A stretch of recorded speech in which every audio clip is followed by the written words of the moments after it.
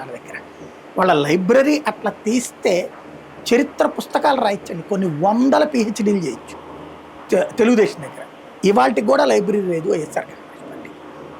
అలాగే తెలుగుదేశంలో ఇట్లాంటి ఇంటలెక్చువల్ టీం నిరంతరం సమీక్షించడానికి కనీసం ఒక 100 మంది పైగా పనిచేస్తూ ఉంటారు. వాళ్ళు బయటకు కనిపించరు. వాళ్ళ పని అదే.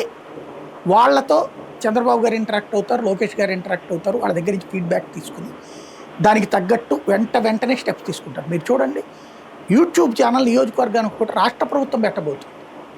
ఇప్పటికే డిజిటల్ వింగ్ ఇది పెట్టారు. ప్రతి ఎమ్మెల్యేకి ఒక డిజిటల్ ఇన్ఛార్జ్ ఉన్నాడు. ప్రతి మంత్రికి ఒక టీం ఉంది. ఒక సోషల్ మీడియా నెట్వర్కే ఉంది. ప్రభుత్వం తరపున ఉంది. దగ్గరగా ఒక 1000 మందికి జీతాలు ఇస్తున్నారు వాళ్ళు అంతగా.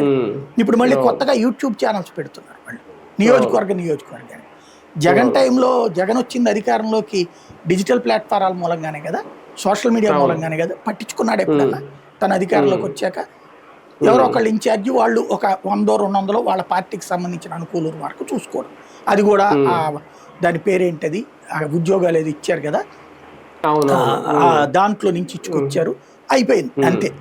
అంతేగాని వీళ్ళకి మళ్ళీ సిస్టమేటిక్. వీళ్ళు చూడండి, ప్రతిపక్షంలో ఉన్నప్పుడు దాదాపు 300 నుంచి 500 మందిని మేనేజ్ చేశారు, మెయింటైన్ చేశారు. జీతాలే ఇచ్చారా, లేకపోతే సపోర్టింగ్ ప్రైస్ అని ఇచ్చారా, లేదంటే సోషల్ మీడియా తయారు చేశారు. యూట్యూబ్లు పెట్టించారు, ఫేస్బుక్లు పెట్టించారు. ఒక్కొక్కళ్ళకి అప్పచెప్పి వాళ్ళని జాగ్రత్తగా చేసుకున్నారు. వాళ్ళు ప్రతిపక్షంలో ఉన్నప్పుడు చేశారు, అధికారంలో ఉన్నప్పుడు చేశారు వాళ్ళు. ఈ విషయంలో సార్